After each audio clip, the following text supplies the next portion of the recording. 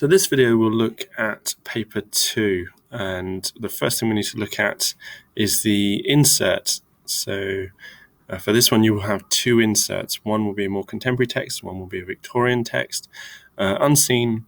And the important thing you've got to think about is how well you have read these inserts before you will start answering the questions on them. So the key is the quality of your reading will determine the quality of your answers. So the better you've understood the text, the deeper you can analyze them and question them and explain them in your own thoughts and feelings and words, the higher your mark will be.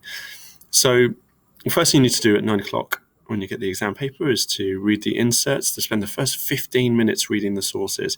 Make sure that you have a really, really good understanding of what they are, because your job is to be clear and relevant, and you can't be clear and relevant if you are naturally not clear on what you are reading. So make sure you've understood the sources, first of all, by hitting your mark scheme. And there's 3 things in your mark scheme that you need to adhere to. Firstly, a full understanding of the stories overall.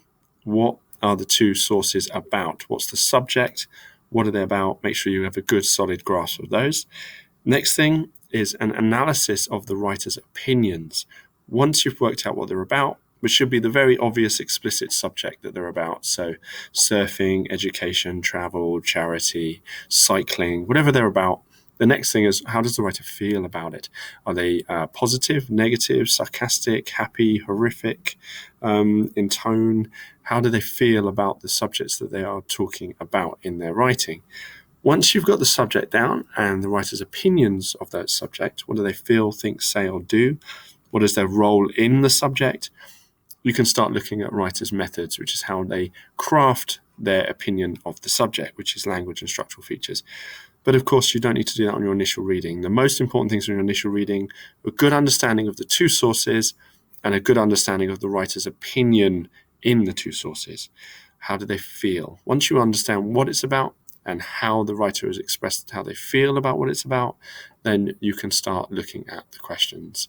So on that first reading, calm your nerves, read the sources, have a good grasp of what they're about, and then most importantly, for deeper reading and better answers, read it again.